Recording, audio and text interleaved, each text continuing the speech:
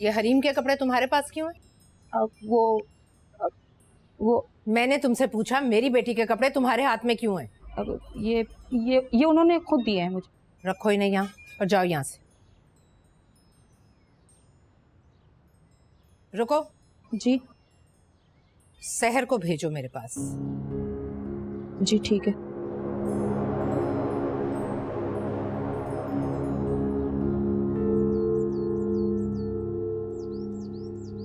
I'm sorry.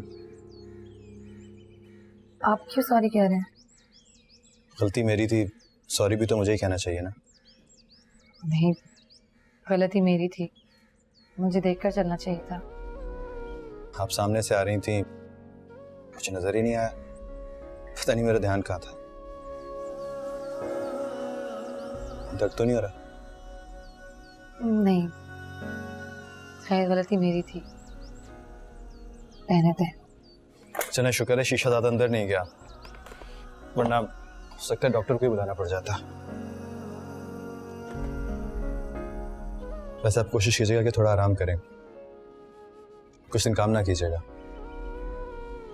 जी। वैसे मैं जानता हूँ क्या? यही कि घर वाले आपको आराम करने थोड़ी देंगे, लेकिन फिर भी अगर आप चाहती हैं कि आपका जख्म जल्दी भर जाए और पाँव जल्दी ठीक हो तो कोशिश कीजिएगा कि आराम करें।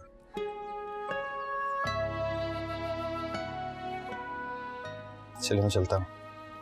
और हाँ, पाँव को ज़्यादा पानी लगने से भी बचाइएगा, जख्म खराब हो जाता है। सुनिए,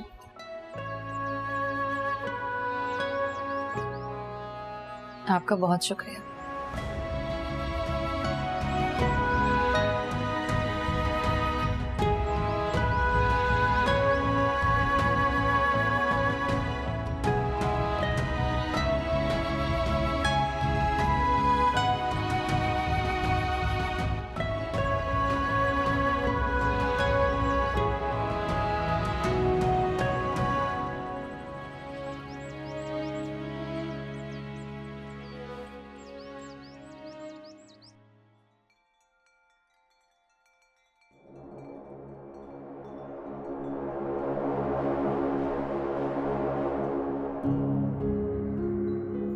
जी, आपने बुलाया था? ये तुम्हारे पाँव में क्या हुआ? कुछ नहीं, बस वो जरा सी चोट लग गई। जरा सी चोट? लेकिन पट्टी तो ऐसे बांधी है जैसे बहुत बड़ा जख्म लग गया। काम से जान छुड़ाने का अगर तो ये बहाना है तो अच्छी तरह समझ लो, बहाने यहाँ नहीं चलेंगे। तुम चाहो तब भी मैं चलने नहीं दूंगी, इसलिए बहाने बनाने का सोचना भी मत। आपको कोई काम था? हाँ, ये हरीम के कुछ कपड़े हैं, आउट ऑफ फैशन होने की वजह से उसने पहनना छोड़ दिया। तुम तो पहन सकती हो, फैशन के आने जाने से तुम्हें तो कोई फर्क नहीं पड़ सकता।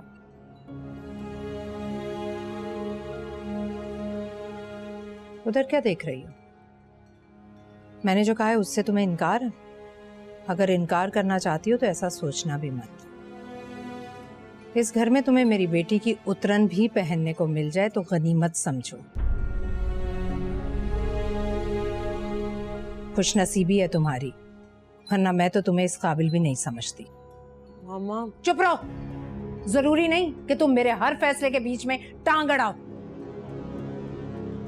खड़ी क्यों हो? उठाओ ये कपड़े और जाओ यहाँ से।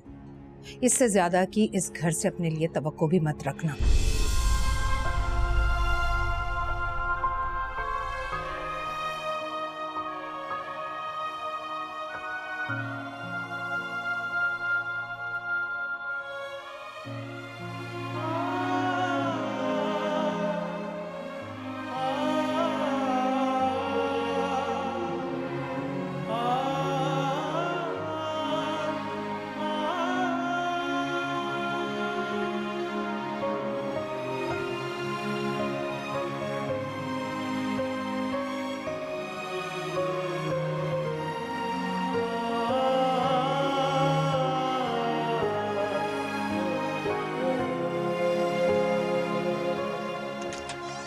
मामा, आप ऐसा कैसे कर सकती हैं?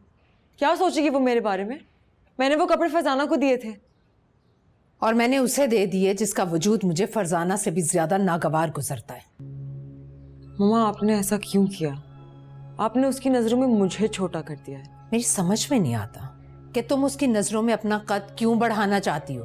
वो मेरी और जामन की कजिन है मम्मा। और मैं तुम्हारी माँ हूं। तुम्हें वो नजर आती है लेकिन मैं नजर नहीं आती। वो दुश्मन है तुम्हारी माँ की। मैं अपने दुश्मन की बेटी से मोहब्बत नहीं कर सकती। तो मत करें। आपसे मोहब्बत करने के लिए कह भी कौन रहा है? लेकिन कम से कम मुझे तो उसके सामने जलील मत करें। तुम्हें कुछ अंदाजा भी है कि तुम क्या कह रही हो? अच्छी तरह से। अच्छा, तो तुम उस 2 टके की लड़की की खातिर मेरे सामने, अपनी माँ के सामने खड़ा होना चाहती हो? For God's sake मामा, मैं ऐसा कुछ भी नहीं चाहती। लेकिन मैं ये भी नहीं चाहती कि सहर मेरी उतरन पहने। क्यों? इसमें हर्ज ही क्या है? वो मेरी कजिन है, मेरी नौकरानी नहीं। सच तो यह है कि वो इस लायक भी नहीं कि तुम्हारी उतरन पहने। मैं तो सिर्फ इसलिए कर रही थी कि उसे इस घर में अपनी हैसियत और अपनी पोजीशन याद रहे। प्लीज मामा, आपको उससे नफरत है और आप उसे पसंद नहीं करती। वो आपका पर्सनल मैटर है। मैंने आपको कभी फोर्स नहीं किया कि आप उसे पसंद करने लग जाए। सो प्लीज, आप उसके साथ मेरे हवाले से ऐसा कुछ नहीं करेंगे। अच्छा, मुझे तुमसे इसी जवाब की तवक्को थी।